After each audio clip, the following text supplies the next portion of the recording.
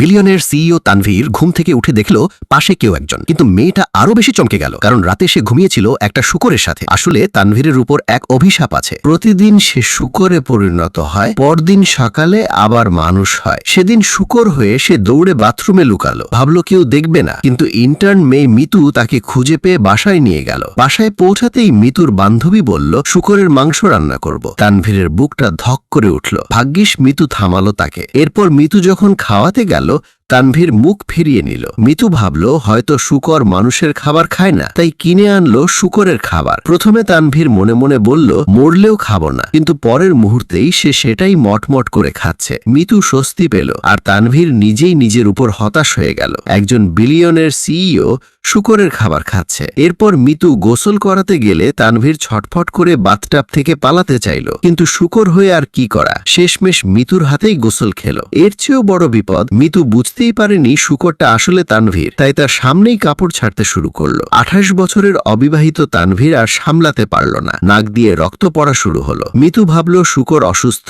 তাড়াতাড়ি পশু ডাক্তারের কাছে নিয়ে গেল। ডাক্তার পরীক্ষা করে বলল কোনো সমস্যা নেই। মিতু নিশ্চিন্তে তাকে মাটিতে নামিয়ে দিল। তখনই হাসপাতালের কুকুর তেড়ে এলো। তানভীর প্রাণ ভয়ে ছুটতে লাগলো, শেষে মিতুই তাকে বাঁচালো। রাতে মিতু শূকরটাকে বিছানায় নিয়ে আদর করে চুমু খেলো। তানভীরের বুকে কেমন একটা অনুভূতি হলো, কিন্তু পরদিন সকালে সে জানতো না শূকরটা আবার মানুষ হয়ে উঠবে। বন্ধুরা, তানভীর কি মিতুকে সত্যিটা বলবে নাকি লুকিয়েই যাবে? কমেন্টে বলো। আর এমন আরো মজার গল্প দেখতে এখনই সাবস্ক্রাইব করে দিন।